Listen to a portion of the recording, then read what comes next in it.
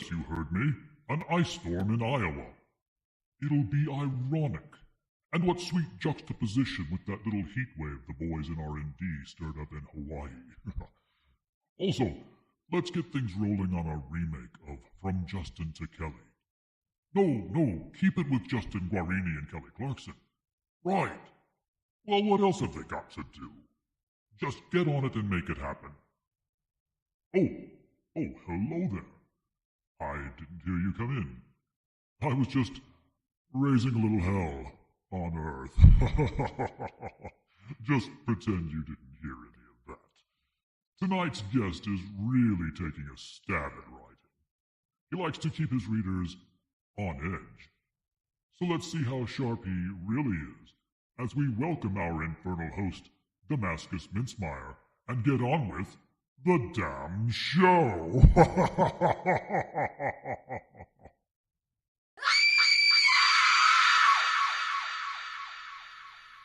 Oh, that never gets old. Oh, man. Well, good evening, everyone. Hi. Good evening, everyone, and welcome to the Damn Show and the Critical Blast podcast. I'm your host, Damascus Mincemeyer. Our regular host, RJ Carter, replied to a TV ad tonight, responding to the local chapter of the Ghostbusters, and he's off fighting the Stay Puft Marshmallow Man. But he'll be back tomorrow night. In the meanwhile, we've got Matt Mason. He's author from England, and he's going to be here talking tonight about his book, Studio Salmon Weird, that is going to be dropping next Monday, I believe. And we're going to be spending the next hour talking about Ghost and, Ghost detectives, archaeology, and the proper way to prepare a scone. So I'd like to... let me first say it's very nice to have you a guest, and I am very, very glad to finally meet you. Because I've known you for 3 or 4 years now online, but I've never actually met you face to face. It is so, about that, I like to begin every one of my shows with this question, which is, who are you, what do you do, and why do you do it? Who am I? My name is Matt. My pen name is MG Mason. I write mixed genre fiction. And basically, as far as I'm concerned, there's absolutely no limit to the amount of genres that I can put in one book. As you can attest from having read several of my books now, probably wondering where I'm going to go next. Why do I do it? It's my muse. She sits on my shoulder. You can't see her. She's invisible. Only I can see her. But she jabs me with sharp things if I don't write, and she wakes me up at 3 a.m. if I don't write. So I'm basically a slave to her completely, utterly chaotic ideas that she gives me. But she's great, though. Excellent. Yeah, I think all of us writers have those that little muse. We've got the little angel muse and a little devil muse, like poking us all the time. I definitely know about the whole waking up at 3 o'clock in the morning thing. I'll keep a notepad and a pen right by my bed, because I've lost track of the amount of times that I've woken up and been I have some weird half-assed idea that's half dream and half reality, and I'll be I need to write this down. Oh yes. I think fully half my works have actually started that way. We just bolt up right at 3 o'clock in the morning. Where's my notepad? Sneak off to the bathroom, write some notes, get back in the bed. So are you one of those guys like me that have tons of little notes of bits of dialogue and ideas and stuff, just kind of all over? To everyone else, I probably look like a nut, but I've got folders full of these little tiny notes and stuff, and I'm yes, I'm gonna use them someday. Oh, very, very much so. I've not just only got physical notepads. I've actually got folders on in my Dropbox, and in some cases it will be just a text file with snippets of conversation. So I've got to put this in. So it was this character says this, and then this character replies back, because it's such a good line. I've got to work that in somehow. And then I might write half a chapter, and then I'd go right to the end and say, about halfway through, this has got to happen, and then the end, this person is the killer, this has got to happen, it always got to be revealed this way. Yes, it's just all over the place, utterly chaotic, but I like writing that way. That is exactly the way that I write. I write exactly like that. I'll write bits and pieces. I'll write out of order. I'll write my scenes out of order, stitch them together during editing, write the ending first. And I do exactly like you do. I'll be like, oh, I got to have him say this. This has to happen then. And then you try to glue it all together. Yes. Well, I know we're going to talk about Sam & Weird a bit, but the first book, I wrote the first chapter, and then I wrote the last chapter. First chapter and then the last chapter, and then I started gradually working them towards the middle. And yeah, it's just how I go. Yeah, you brought up Sam. Let's talk about Sam & Weird. So I've read. There's 4 books in the series. Mm-hmm. Well, there's 3 main books and like a short story collection. I've read book 1, which is Sam & Weird, the Cornish crime caper comedy. Mm-hmm. I wrote my review for that last week. I'm 95% of the way done with book 2. I'm right up to the part where it's Christmas Day now. Like that's right where I've left off. It's Christmas Day, and Carl's telling his daughter to be careful on like the drive to Sam & Weird. And I've also read the short story collection, Spooky Sam & Weird. That one's really good also.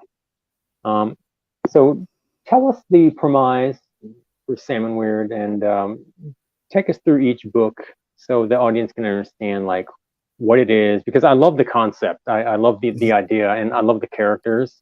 You really bring them to life. So explain us to that.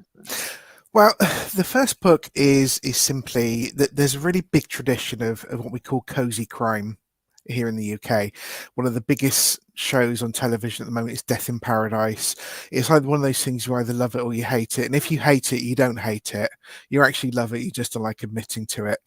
And I'm also a fan of a writer called Lindsay Davis, who has set some quite funny, again, quite cozy mystery series of books in ancient Rome, and kind of inspired partly by the humor and the silliness in that, and also partly inspired by Ben Aaronovitch, the Rivers of London books. And I just got this idea one day of this medieval monk appearing in someone's bedroom, a bit confused, and talking about dispelling all the miasma that was spreading the plague. And from there, I just decided I was going to start building like a cozy crime book to see how it worked. At the time, it was only going to be a novella, but it ended up being a full novel length. And basically, all I was really doing was setting a supernatural death in paradise in Cornwall, and that was it. And you've got this whole cast of characters, they're much larger than life. It's set during the autumns, which is a very cozy period. So everything is very, very cozy. It works as a beachside read, but it also works as like, put the fire on, nice hot cup of cocoa, sit and read something for the night. While I was writing the first one, I started getting the idea for a second book. And without going into too many spoilers, there's a subplot about Afterlife PLC, which gave me an idea for book 2. Christmas is very, very cozy, and I couldn't not set the second book at Christmas. And so what you've got is the first book is Sam & Weird, a Cornish crime comedy caper. The second book is a Sam & Weird slay as in not in the SLAY, right. A Christmas Cornish crime comedy caper. And so I just wanted to create a Christmassy sequel, see how it worked, and it worked very well. It is very well received. Also, while I was writing book 1, I came up with the idea for book 3, which is the one. It's actually now coming out tomorrow, by the way, or tomorrow for me. Tomorrow for me, 2 days. Right. It's coming out Sunday. Right. I brought it forward a bit because there are a couple of people I thought might want to read it over the weekend. And I got some very silly ideas. I thought, as Death in Paradise was a major inspiration, I thought, well, I can actually parody it completely. And there is actually a show in there that's based on Death in Paradise. And again, it's the same. It's this, everyone's on a different theme. So this third one is based on TV, and it's very well-known TV and movies. And again, it's another cozy mystery. So that's how the series is going to go.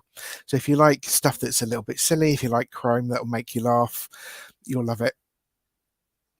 The thing we need to bring up for the audience is the key element in the Sam & Weird series is that Carl, the main character, the detective inspector, retired detective Inspector. Yes. He's actually the only living person in the village of Salmonweir. Everyone else is a ghost.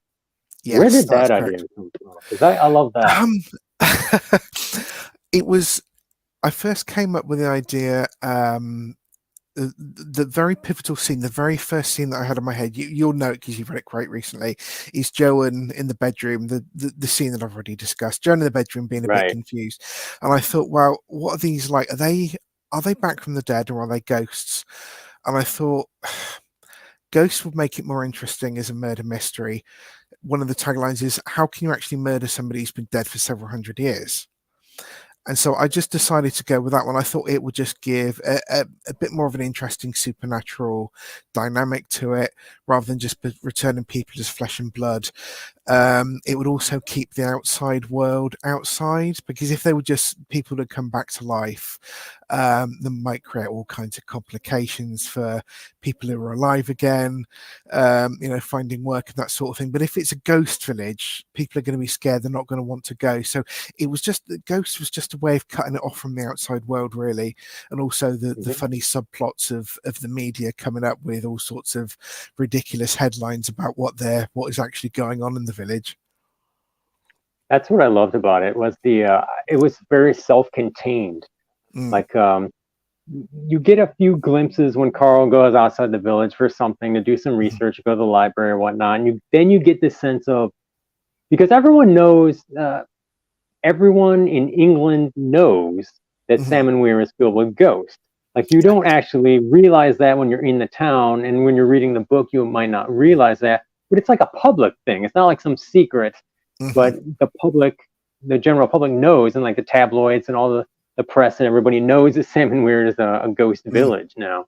And all of the human inhabitants have fled because they're terrified, except for Carl. Except for Carl, yeah. I think he found the situation so amusing, having met Harry on the dockside, and then the situation with Joan, and Joan was actually quite distraught that Carl's wife leaves. I mean, this isn't a spoiler. This all happens in chapter 1. And Carl kind of realizes, well, these people are okay. Then there's nothing scary about them. Harry's a bit of a character. Joan's quite pleasant. And as more and more have come back, he thought to himself, well, why should I leave? I like it here. And, I actually like being away from everyone else. He likes talking to people, but he's a bit of an introvert. And I think being in the village, a true retirement, I suppose, in the truest sense of the word, that he's cut off from the rest of the world and he can just go wherever he wants, whenever he wants. I love the cast of characters, because they're from all different time periods. You've already brought up Harry. Harry was a 17th century pirate, and he is like a true scallywagging pirate. And his whole crew is there, and he's got it's like a Flying Dutchman style ghost ship. It's kind of docked right there in the harbor. Yes. Which, and they all like live there. And let me see. Joan he's the Black Death era Catholic priest, and his kind of arch nemesis is Eli, the Cromwellian like Puritan, and they're always arguing all the time about doctrine and stuff like that. I really love that. And the ghosts can touch each other, and they can touch objects, but they can't touch Carl or a living person. I thought that was pretty interesting also. Yeah, it would be a way. I kind of felt it was a way of perhaps keeping that distance between Carl and the ghosts. If they can't really attack him and he can't attack them, then that would really, he would have to rely purely on sleuthing. He's a retired detective, so he doesn't have the resources it would have had when he was an actual detective, but also that he couldn't examine a body because they don't have a body. So it's really separating him, giving him that distance between his job and the residents of the village. So he'd have to rely entirely on his brain work, basically. He would have to just work everything out without the access to the technology, without having to do stuff like genetic tests or blood tests or stab wounds and all that kind of stuff that really makes gritty crime. I just want to take all that away. And by them not having bodies, I thought that would just be easier, much easier. Yeah, I love. Let me see what other characters are. There's Kensa. She's the like the Druid era like queen. Iron Age Queen, And yes. yeah, and then there's Cato. Cato. Kato. Is it Cato or Cato? I'm actually Kato. not sure how. Cato. I Kato, thought it yeah. was. He's the Roman centurion who ends up becoming sort of a sidekick to Carl. I Yes. really like that. But and then there's Ebril and her father who run the village store, and Yes. she's hilarious to me because she's like what 17, 18, 19 years old. She's been dead for what 200 years, but she's really into like new technology. Like she wants a phone. She wants to like get on social media and talk to people, and she knows like all the proper terms. And one of my favorite lines, one of the lines that made me laugh the most in the first book was her father saying, "How can someone be cool and hot at the same time?" he's like, "Carl, you have to help me understand." She called me, yeah. She said he was cool, and then she said he was hot. How can you be cool and hot at the same time? Yeah, I love playing with that language. I love that play of the language, and also the other line that made me laugh out loud was towards the end when Cato, when Carl goes, "Keep your ear to the ground, and if you hear anything, just tell me." And he goes, "Oh, okay." And he goes, "He's putting his ear to the ground." And he goes, "No, I don't mean it literally." He goes, "No." He's like, "That's just a figure of speech nowadays." He goes, "It just means, just listen to people." I love that. I love that kind of verbal play. Yeah, it's a bit of a running joke, and I'm glad I'm able to rely on it. Obviously, as the ghosts get used to the modern world, we get fewer of those instances. But there are a couple in Slaying, and certainly in Studio, because you get new characters each time who've still got to do this same adaptation that all the other characters have already done. So it's a joke with a bit of distance that I can keep using. So I take it I've seen some of the drops in the Seven-Word Slaying. I take it Killed in Kurnow is the Death in Paradise parody, I guess. Okay, I've seen Death in Paradise before. I've seen some of that before. Yeah. They air that over here. When it comes to talking to Americans, they've either I mean, I've got a friend, one of my close friends, Megan. She loves it. She absolutely loves it, and she's always saying, when's the next season coming? And I'm asking her because I want to sort of discuss what's happened in the recent episode. She loves it, but then for the most part, I get blank looks. So it's either you've not heard of it or you love it. If you're American, it must be very, very limited on where it gets shown, perhaps. I think the only place I've ever seen it on our public television stations, but they show a lot of like British TV on that kind of stuff.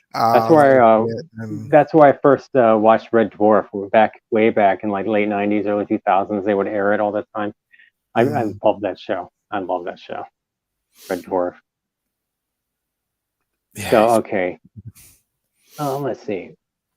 So we've already talked about how they have like a cozy feel to it, and how you get to know all the ghosts so well. Was that was designed into that because it was originally going to be like a cozy detective story? Yes. Why? Like, how did it expand into this universe? Because you've written other stuff like outside of this. You've also written much more serious, like science fiction horror, like Boveder's Children here. Yes. Which is tied a little bit into the Salmon Weird universe. They're like connected a little bit, but you've written more serious work. So what is it that like expanded? Do people just respond to the Salmon Weird stuff more? Is it just I've no idea where the idea came from. Forbidden Children is far more like the stuff I've always written. It is, if you went back like 20, 25 years and look at the stuff that I'd had on Elfwood, did you have an Elfwood page? I don't think so. No. Well, if that page was still standing and you read some of that stuff, you could see the thought processes of going from there to Fabita's Children. But Salmon Weird was just this really weird idea that I came up with one day. It was just something silly that I wrote. And it's so unlike anything I've ever written that I honestly don't know where it came from. But of course, I was always going to go off when it comes to ghosts. I was always going to go off in various different directions. Hence the Spooky Salmon Weird collection, which again started off as just one story. Joan's, I just decided to write a single traditional ghost story for Christmas kind of thing, like M.R. James. I put a tribute to M.R. James right in the beginning. That was only going to be one story, and while I was writing each one, I got another idea for the next one that ended up being a volume of 13 stories. And of course, as you mentioned, the Fabita's Children crossover is Kato's story in that collection, which I couldn't not write that story, really. I couldn't not put him in that universe. And you've also written two, it was Dead Heat and Deadlock, which were two like zombie style stories. And there was actually, I picked up on the Dead Heat, the cricket bats. I picked up on that in Salmon Weird. So even those are connected. Got like their own little Mason verse going on. That's pretty cool. I love the historical touches in all your work. And you were actually an archaeologist. People may not know. Yes, I studied archaeology. You were actually like a trained archaeologist. Yes. How did you come to like? I find that fascinating because I love history and archaeology. So how did you get into that? Like, what made you want to be like an archaeologist?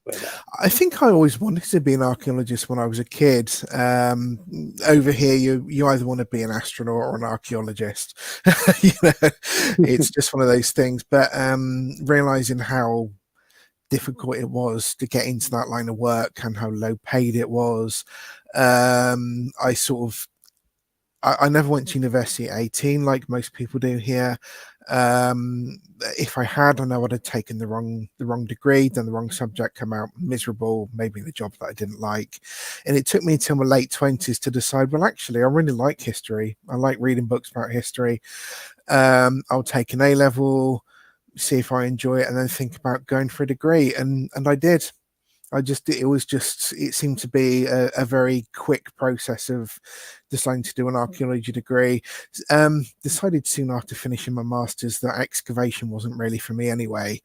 I think the industry is tied far too much to construction, which kind of killed the myth of, finding the next great historical artifact.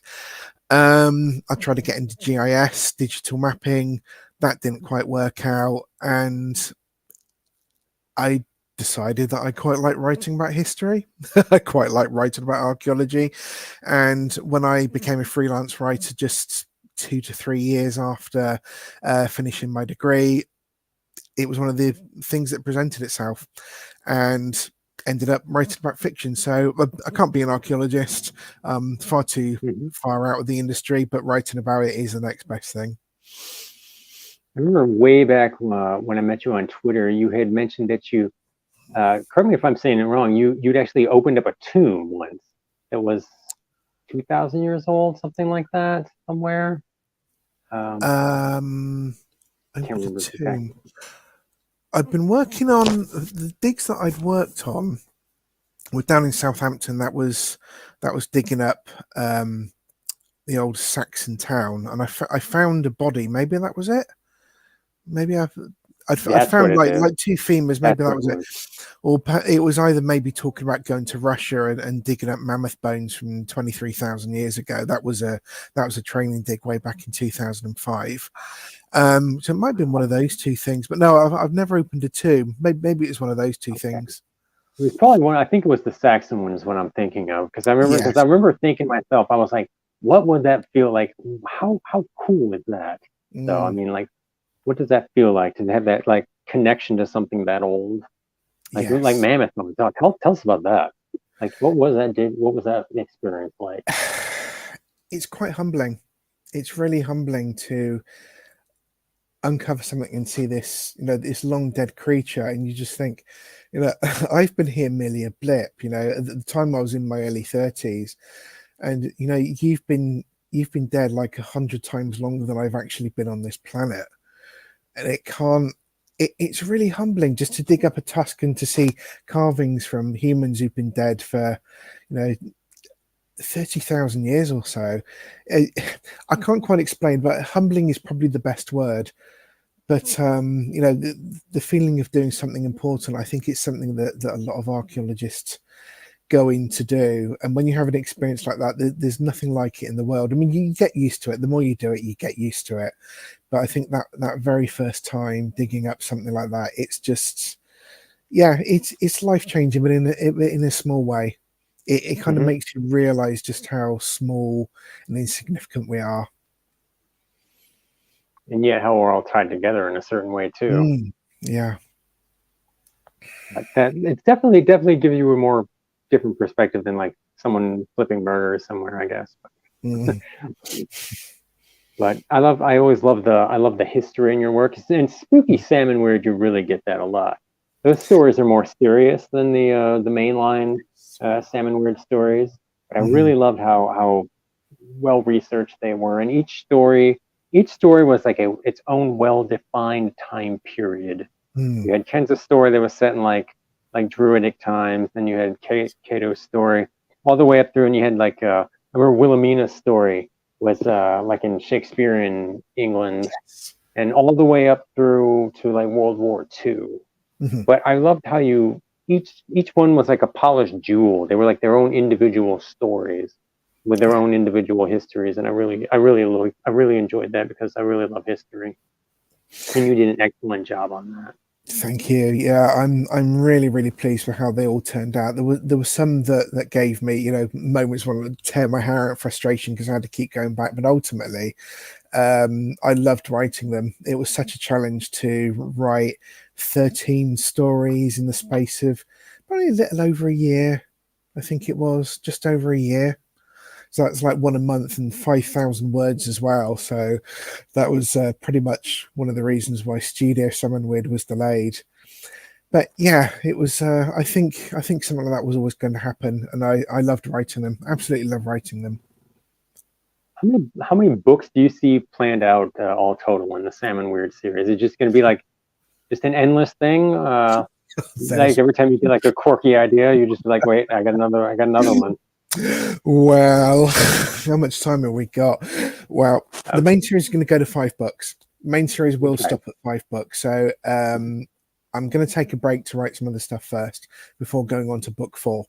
And I know audiences are going to hate it when they find out tomorrow or in the coming days when they see that it's actually left on a cliffhanger to carry over into book 4. But I've got at least 5 spin-offs coming. There's one for Afterlife PLC. There's one based on the Storm Harpy short story. There's going to be a conclusion to Robbie Rose's short story from Spooky Salmon Weird. There's also going to be, I've missed one. There's one for Detective Sergeant Nikki Sanford, who appears in studio. You wouldn't have met her yet. She appears in studio. She's a very interesting character. That's going to be contemporary, and she's going to find out that she can actually see ghosts when she gets back from appearing in studio. I've written about 5,000 words of that. It's going to be slightly darker in tone, but it's also there's going to be a lot of comedy there as well. So it's probably going to be more along the lines of Dead Heat. Have you read Dead Heat? Yeah, I've read Dead Heat and Deadlock. Yeah. So it's going to be more of a black comedy. It's going to the style of comedy is going to be more along the lines of Dead Heat, Shaun of the Dead, that kind of funny but gruesome in places. So it's not going to be as light-hearted as Salmon Weird itself. I'm sure I've missed one, but yeah, I've got at least 5 spin-off planned. Several more short stories to come. I've got at least 2 short stories in the works, and there'll probably be another collection at some point as well. Not spooky short stories, but generally all the other short stories that I've done so far will go into a volume themselves to a paperback like Spooky. Excellent. I liked we were talking about Afterlife PLC. That is a concept that I thought was hilarious in the first book, because what you've got there is you've got for the audience who hasn't read it yet, what you have, Sam and Weird is filled with ghosts. Afterlife PLC is a company from the afterlife trying to convince the ghost to come back to the afterlife. And they're structured like a corporate kind of, oh God, how would you describe it? Like a motivational speaker, they send out these guys that are like Tony Robbins trying to convince these ghosts, hey, why'd you come back to the afterlife? And like there's the part where Carl's on the phone trying to contact him and he keeps getting shuffled around and they're like, you are one of 8 billion people on the line, and he's like, oh my God, this is gonna take forever. And he's like, this is going to take me forever. And like, I think it's Eli's in the room with him, or I think it is. And he's all like, well, we're dead. We can just hang on the line forever. And he's like, whatever. I can't. But that really got me. Yeah, it's amazing how all these spin-off ideas are coming from really, really silly ideas that I'm putting in that. And I did that thing for Afterlife PLC and thought that could just be like a one-story joke. And then I thought, no, I could actually write an entire satire on corporate culture based on this. Mm-hmm. And we've had a question. Can I answer? Do I answer it now or at the end? Sure, yeah. What's been your emotional journey of writing thus far? How has it felt? Sam and Weird has been a labour of love. It's been nothing but joy, to be perfectly honest. It's been, it's picked me up during dark times. It was, although I finished writing the first book and published the first book before the pandemic, Sam and Weird Slaying, I think, actually helped to keep me sane. It's based on Christmas, one of my favourite times of the year, and it's such a wonderful book. I feel big in myself a little bit, but I think it's such a wonderful book that certainly from a reader's perspective as well as a writer's, because it's all about the importance of community and people coming together at a very difficult time. And I think I was channeling sort of some of the more better community aspects of what was going on during the pandemic, of people coming together and during a very, very dark time for the planet. For the most part, there's a lot of shits and giggles, I think.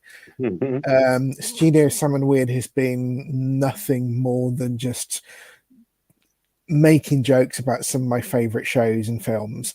But at the same time, there's also another serious message, which I don't want to go into too much detail at the moment because it's not out yet. But there's a serious message there about celebrity culture. There's almost a bit of a critique of how we can sometimes build up famous people purely to tear them down, and the mental health impact that can have on people. No more details on that, but there's always a serious message. So I do like to put serious messages in all my work. So the emotion for Sam and Weird has been to be silly, but also look at serious issues at the same time. Juxtaposing silly with the serious.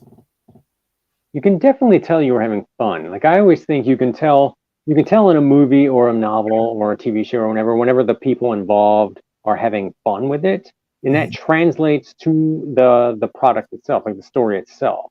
And I think the audience can feel that. I really do. And I can feel that in the Sam and Weird books.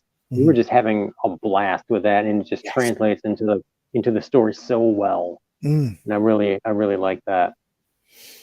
So let's ask a more serious question. Do you actually believe in ghosts? And have you ever had a paranormal experience? Two different questions. I don't actually believe in ghosts. I think I'm one of those people who desperately wants to. Because I have had some odd experiences that I can't explain, although I do feel there are probably some quite rational explanations for what actually happened. One of the ones I bring up the most is maybe about 20 years ago. I was at home, I think on a break from university, so I was back at my mum's place, and she had gone away and taken our family dog, and I was alone in the house, and she'd taken the dog. We had a dog at the time, and I woke up in the middle of the night to hear the dog scratching at the door and whimpering to get in, but the dog was 150 miles away, and I just woke up and went, "Oh, it's okay, Chelsea, go and lie down." And it took me a few minutes to realize Chelsea's not actually in the house. I'm alone. But it was definitely her growl. It was how she whimpered, the noises she made, her scratching pattern. And I definitely heard it. Although I want to think that there was perhaps a ghost in the house that was saying, "Don't worry, you're okay. The dog's not here, but you're okay." Yeah, I think there probably is a completely rational explanation for that. I've had a few unusual experiences similar to that. I remember I had a cat. The cat died, and he would always ask to get in. He had like this loft out in the garage that he would sleep in. This was 15 years ago, and he would always come in at like 10:30 to like eat, and he would always scratch at the door. And I remember I have something similar. Like one night I heard him scratching the door, and I didn't click me that it was anything strange, but I was like, wait a minute, he's dead. And I'm sure it was probably just me like thinking it, but I don't know. It was pretty weird that it would happen at the exact same time. Yeah, that was pretty strange.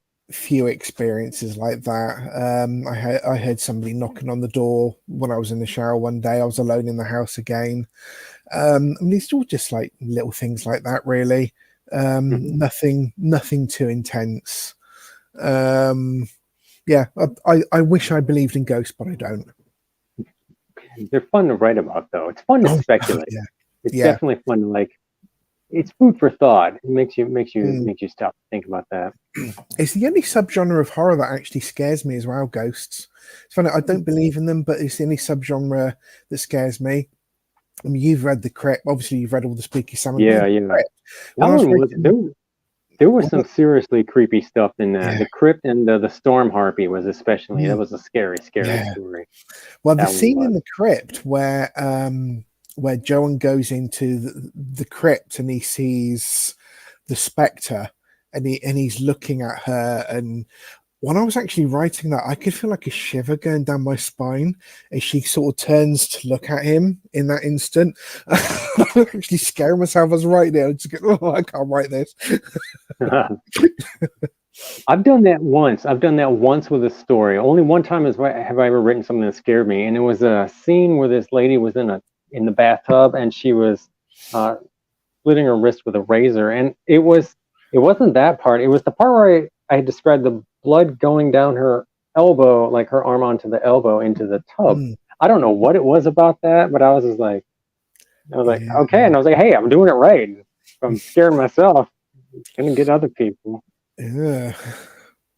All right, so let's hop in the DeLorean and go back in time. What kind of kid were you growing up, and what made you want to be a writer? I always had a vivid imagination. In fact, from a very early age, I was told I had a vivid imagination. I think I was always going to be a writer. I think one of the first things I ever wrote was probably a ghost story about a haunted house. Setting the scene very early. Although I didn't take drama, when we were asked to sort of write stories in drama at school, I think I always tended to go for the speculative stuff. I invented stories about ghosts and aliens and stuff like that. So I think it was set out quite early on. I did take history sort of post school. I took it at school and post school. I think I got there in the end. It was just years of flitting between history and writing, and eventually they obviously came together. So, I tried technology. I did a course in computer repair. Didn't like that. Tried archaeology. Couldn't get into that. But I got here. I write about history now. Mm-hmm. And if you'd have asked 3-year-old me if that was an ideal job, he'd have just gone, yeah. That sounds like me. I was the same way. Like I was taught to read and write in kindergarten, and I immediately started writing. I just always was writing my own little stories and drawing my little pictures in them, and I just took to it. So if you had asked like 5-year-old kindergarten Damascus, if he would be a writer, he'd be all like, yeah, absolutely, man. This is not a surprise. Like my 5-year-old self is all like, doing a good job. And my first story I ever wrote that I ever remember writing was probably the summer I was 5, in between kindergarten and first grade. I wrote it at the Babysitters. I've told this story before online. It was a horror story. It was about like a dead guy coming back to life. Okay. Mm-hmm. I wrote it. The babysitter's daughter. I was at the Babysitters. Okay. The babysitter's daughter drew the little pictures in there. The babysitter was like horrified. Okay. She took it. She ripped it up, threw it in the trash, and I've been terrorizing people with my writing ever since. So that was like, okay. Good introduction to writing. Of course, being the age that we are, we didn't have the internet, so we saw how we would have seen how difficult it was to become a published author, and just probably giving it up quite early. But of course, if we were growing up now, it would have been much easier for us. But we both got there in the end. At the end of the day, right. So, what films and books had an impact on you growing up? I know you like M.R. James. What other writers specifically do you like and admire? Well, I'm only really recently come to M.R. James, the last 15 years or so. I've always liked the traditional ghost stories, and I had books of like ghost stories for children when I was young, and I kind of devoured those. For a while I was into sci-fi. I was reading a lot of Arthur C. Clarke. As far as horror writing is concerned, I think Stephen King. I read my first one when I was 12, far too young. I think it was Salem's Lot. That's a good one. I can't, as for kind of like pre-teens, I can't think of any specific writers or books, but there are a lot of in the 70s and 80s. There were a lot of ghost stories for children, horror stories for children, fairly generic ghost stories just put together in a volume, and I think they were hugely influential. There was a story about this young woman who moved into this house with her family, and she wakes up and this woman's given her a cup of tea. Here's your tea. Who are you? This woman wasn't her mum. She said, "Oh, yes, I am your mum. Don't be silly. Just drink your tea." And she drinks her tea and she goes downstairs and she doesn't see any of her family. And then when she goes to bed, she wakes up and she's back to her family again. And she's like flitting between these two worlds and living the life of a different girl. And that was so impactful. And I wish I remembered both the title and the name of the author. But it was, that stuck with me all this time. I think I was probably about 10 when I read it. And the fact that I can remember most of the story now, but I can't remember the title, was probably influential on me as, writing the ghost stories. Like I said, a lot of the early stories that I wrote were about haunted painting, haunted houses. So yeah, ghost stories. James Herbert might have been one when I was a bit later. I think I started reading him after reading Stephen King. Yeah, that sounds very similar to the path I took also. I was exposed to horror through like kiddie versions of like Frankenstein and Dracula, like little like they call them step up classic chillers. I remember there was an illustrated Dracula, illustrated Frankenstein, illustrated Dr. Jekyll and Mr. Hyde. I really was into those. And my grade school used to be, it was like a converted Air Force base. It was a converted missile base, actually, is what it was. And they had a really good library in there. And they had like this paranormal section. And they had they had like these kiddie books for like paranormal stuff, like This House is Haunted. And there was a book about Borley Rectory.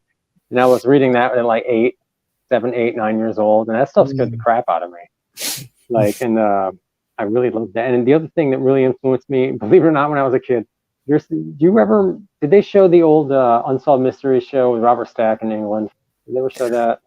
Yes, we didn't get them until we got cable television. which was quite a late thing for us in the UK generally, not just my family, like the mid-90s. So I'd have seen a lot of those kind of round about like 1993, 1997, that kind of era.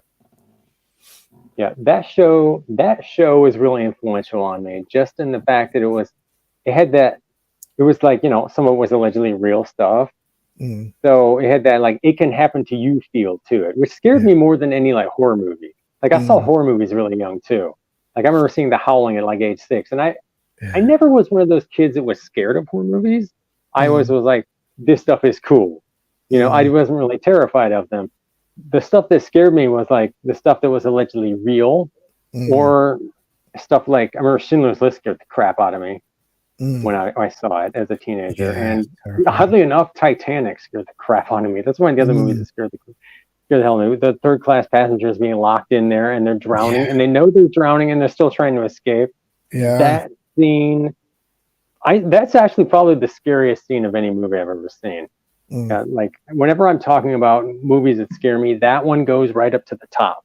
The rest of the movies is kind of but that 20 minutes or whatever is totally terrifying. It is. It's recreated in such detail as well. I think what gave me a chill was just seeing that the couple on the bed and just the water coming up gradually from that. And it's kind of, it's the slow death. It just That scares me more than any like horror movie. But those were the things that influenced me also. And like you said, there was like kiddie ghost books that I had. I remember there was a book, I probably still got it somewhere. No, I don't have it on that shelf, but there was a book that I really loved as a kid called Strangely Enough. And it was like old folklore, old ghost stories, that kind of thing. And they were like short, like 1 to 2 page segments. Perfect for a kid, but that stuff scared the crap out of me. I was too young for Goosebumps, though. I remember when I was like 12 or 13, something like that, they had just came around and I read a few and they were like, I was like I'd advanced beyond that. All right. Fantasyland time. Hollywood options Salmon Weird to a movie. Who directs and which actors would you love to see in the lead roles? Oh, yes. I would love to see.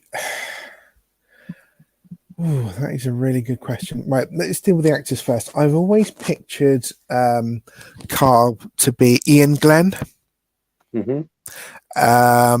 Kenza in my mind is Karen Gillan. She's about the right age now to be playing Kenza. Kato, I never really had anyone in mind. Joan, I think probably someone like, oh God, I'm going to have to look up his name. I'm just going to.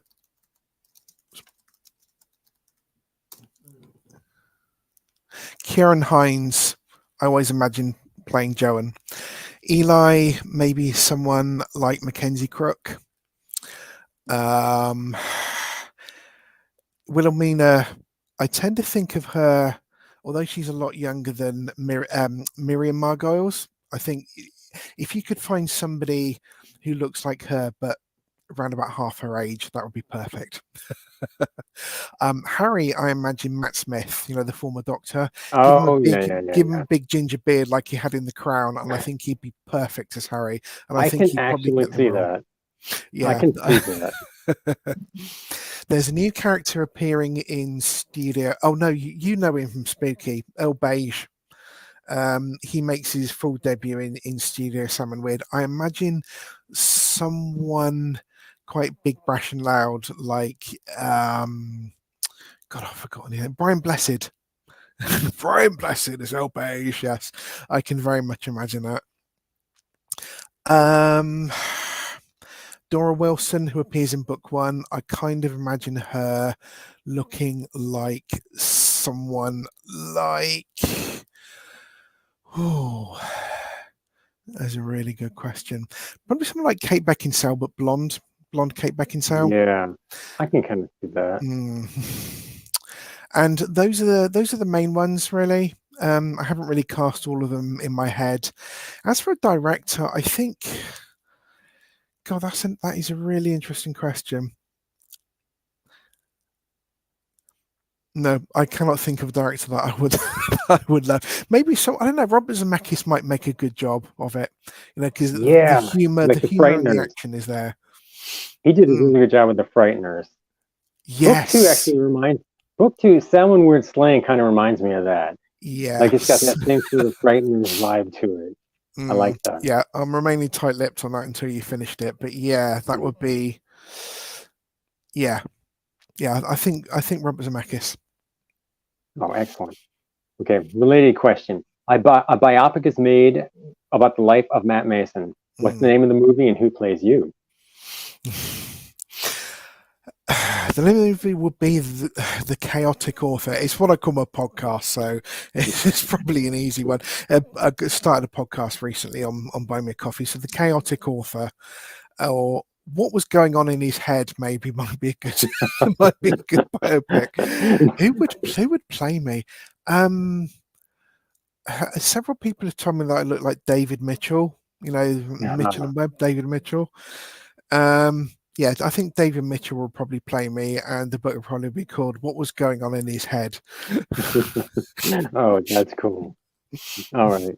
Okay, now we've got the lightning round of questions. Okay, these are kind of like free association. I ask it, and you answer the first thing that pops into your head. Okay. Okay. All-time favorite movie? Pan's Labyrinth. Ooh, that's a good one. I like that. Guillermo del Toro was awesome. I love it. I think it's wonderful. Okay. All-time favorite horror movie? Favorite horror movie? Oh, so many. Sunshine.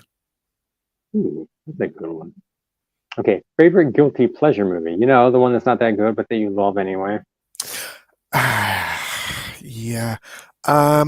Pacific Rim. You know what? I like that movie too.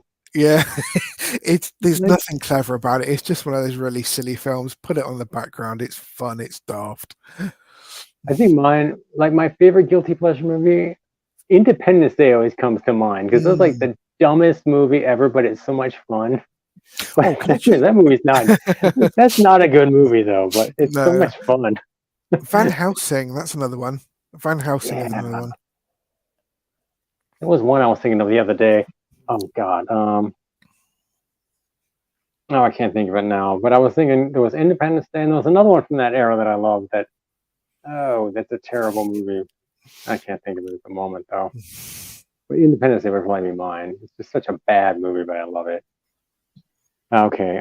Favorite TV show of all time? Oh, Babylon 5. Yeah. That was a good show. That had really tight writing on it. Speed Racer. Yeah, Speed Racer. That is a good movie. It's like a fun movie. It's not like the best movie, but it is fun. Okay. See, your 5 favorite musical performers. My 5 favorite musical performers. Oh, I'm a bit middle of the road. George Ezra. Amy McDonald's.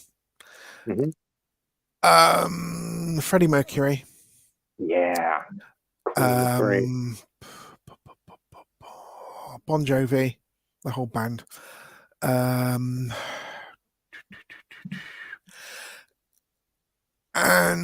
I'll probably go for a composer last. I'd say, who did Interstellar theme? Sorry, I shouldn't be Googling what I'm supposed to be talking. No, it's cool. Hans Zimmerman. I think just to choose someone different. Hans Zimmerman, I think he's a great composer. Yeah, I agree with that. All right. Favorite food? Favorite food?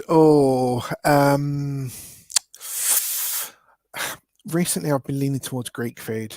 I think it's probably going to have to be pastitsio, which is Greek lasagna. I've had that before. That is really good. That is really good stuff. Okay, favorite junk food? Favorite junk food? Pizza. Spicy pizza. What's your opinion on pineapple on pizza? Yeah or no? I like yay. I'm a yay, I'm afraid. I've actually never had it. I can never answer that question when people ask me that because I'm like, I haven't tried it. Okay. What was the name of your first pet? First pet was Judy, Dalmatian dog. Oh, cool. First celebrity crush? Jennifer Connelly. Oh, yeah. Labyrinth. Labyrinth. Yeah. That is a good one. Yeah. We both pause and just like, okay. Yeah. Okay. If you were a superhero, what would be your code name, your superpower, and who would be your arch nemesis? Oh, my superpower would be.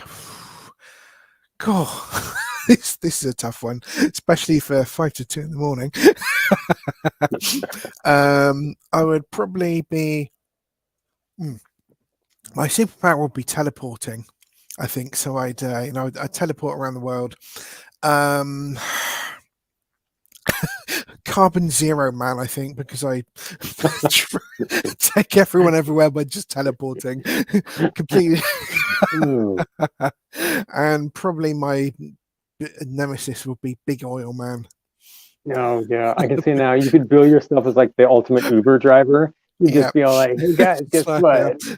Hold my hand, 5,000 miles in 1 second. The most expensive Uber driver on the planet. Okay. You wake up in the last movie you watched. How do you fare? I watched Creed 3, funny enough, while I was trying to keep myself awake for this. No, I probably won't be one of the sparring partners. I'll probably get knocked out in a couple of punches. Oh, man. Okay, you're stranded on a deserted island. What 3 things do you take with you? Notepad and pen. I'm classing that as one thing. Probably an endless supply of pizza. I'm cheating a bit here. And notepad and pen, and probably my Kindle. So I can read. Notepad and pen, so I can write, and pizza so I can, at least eat something nice while I'm stranded. Cool. Okay. You get to have dinner with any 3 historical figures. Who are they and what do you get to ask them?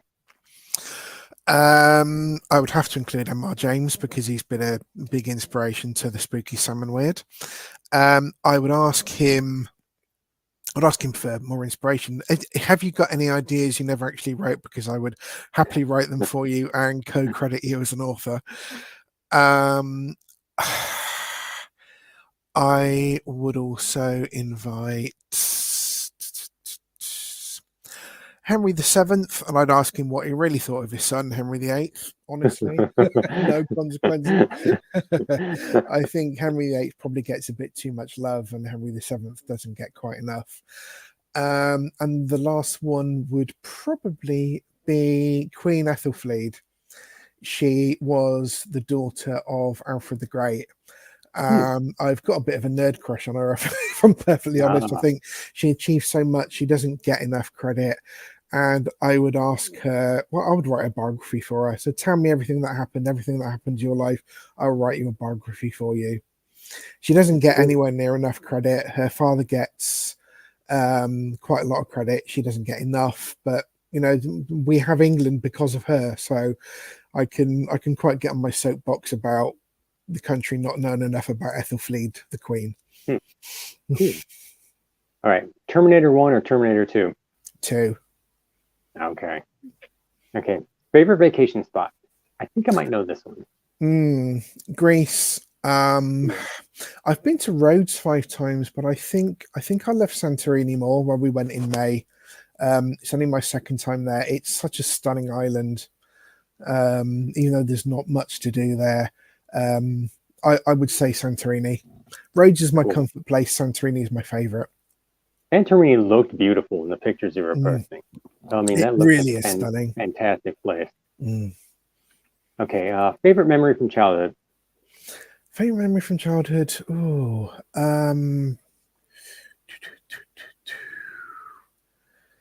Probably the first story I wrote. the haunted house story probably set me off. No, I take that back. It's George V, the steam engine. Oh, cool. I grew up in a railway town, and I think the childhood memories of just seeing that roll into the station would just always stick with me. Just hearing the sounds, smelling that sulfur smoke. It's just one of probably the best nostalgia memories, I think. Steam engines. Okay, you meet your 13-year-old self. What advice do you give the teenage you? Don't do science. Don't choose science, choose geography. Do geography and history together. Yeah, do geography and history together. It'll suit you better. Okay, that's good. Okay, so you find that genie's lamp. What three things do you wish for? I wish for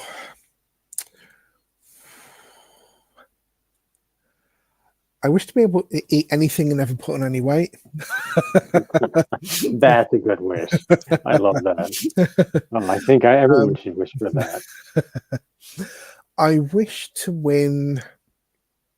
I don't wish for money, but I would wish for an all-expensive, an open-ended travel ticket so I can go where I like, as often as I like, for as long as I like. Because I always say, if I ever win the lottery, I'd spend a year traveling, going to all the places I want to go to. So I wouldn't wish for money. I'd wish for an open-ended, all-expenses ticket to see all the places in the world that I want to go. And I would wish for third one. A house big enough to store all my books. Oh, cool. A library, a huge library. Yeah, how big is your library? How big is the library? Well, my library is basically a row of 3 shelves, and there's another shelf over there. But yeah, I'd probably a house big enough to store all my books. Cool. All right. So what's next for Matt Mason? Next, well, Studio Sam and Weird comes out this weekend, comes out Sunday. I've got another work coming out in December called The Small Bronze Carriage on the Mantelpiece. Have I asked you if you like to beta read? No, but I will. No? Definitely. Okay, great. I've asked 2 other people. I can't remember if you were one of them. Yeah, it's a short Gothic horror story written in a Gothic style. After that, I'm going to be working on The Forever City, which is a steampunk zombie horror with a lot of Brexit commentary and COVID commentary. Yeah, there's a lot of frustrations with the government going into that one. That's about 45,000 words at the moment. That's my plan for next year, to finish that. And I want to read that too. That one's got me at steampunk zombie horror. I'm in, man. I'm sold.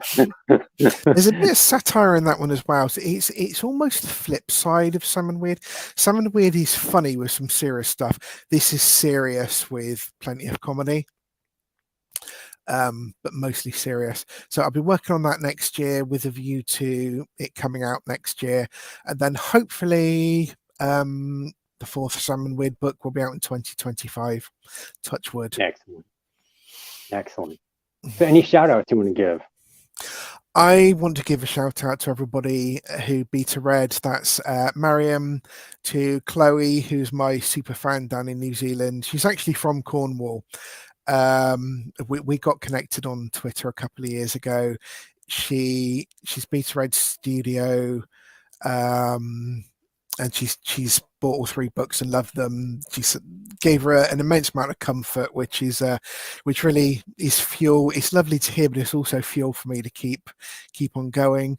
Of course, to my lovely other half, who was every time I'm chuckling to myself and I'm writing, she said, "Which character's making you laugh this time?" Or "How are you making yourself laugh this time?" I want to give a shout out to Leon, who designed those fantastic new covers. Everybody loves them. I love them. My other half saw them and she just started laughing and said, "That is perfect." And to everyone who's reviewed, I want to thank you for your brilliant review of Salmon Weird the other week, and the spooky Salmon Weird collection. You just that was a lump in my throat moment. That was brilliant review. So yeah, anybody who's bought the books and enjoyed them and recommended their books to others, because there are so many people I want to give a shout out to, but just everyone who supported me on this journey, thank you so much. Vitame missed us hi, by the way. I was telling her I was going to be on a show with you tonight. She's like, "Tell Matt hi." So, hi. Hello, Vitame. I'm sure she'll be watching this back. All right. So, where can people find you online? Like, give a plug to your social media. Okay. You've got a newsletter. I've got a newsletter. Yep. I've got a newsletter on my website. Firstly, I'm on Instagram, Twitter, Blue Sky, and Threads, all as MG Mason Books, all one word, MG Mason Books. That's easy to find. mgmasonbooks.co.uk is my main website at the moment, and there is a link to sign up for my newsletter. I've not put out August yet because I was waiting until after Studio came out. Where else? I've got to buy me a coffee where there's plenty of free content. You can listen to my podcast free, and also a short reading from the Small Bronze Carriage on the Mantelpiece. I should be doing another podcast in a couple of weeks, but you can pay £2 and read all my short stories, or make it £2 a month and read all the supporting content for Salmon Weird as well. And I think that's it. Excellent. Yeah. So so many places. All right. So thank you for being a guest tonight, Matt. It has been really fun. I really enjoyed talking to you and meeting you face to face. It's been an absolute blast, and I look forward to having you on the show again when your next book comes out. Great, so thank you very much. Next year, when the next one comes out, gonna be back on here to plug it, because I liked having you as a guest. Great, thank you so much. Don't forget, everyone, head over to Amazon, check out Studio Salmon Weird. It comes out Sunday. Yeah. Which for you is tomorrow, and for everyone in the US is 2 days, the day after tomorrow, because it's like 2 o'clock in the morning for you. Oh, also one other thing. All the Salmon Weird books are on a birthday sale. The first Salmon Weird book was released on the 2nd of September. That's now 99p, 99 cents. Slaying, same, and Spooky, the same. So that's only this weekend. So Saturday and Sunday. Okay, cool. Everyone, get the package deal because they're worth it. I've loved book 1. I love book 2 so far. I know I'm going to love book 3 too. So, all right. So, thank you for being a guest. You were awesome. Remember, everyone, if you enjoyed tonight's show, like, share, subscribe to Critical Blast and on YouTube. And that's it for tonight. The damn show is done.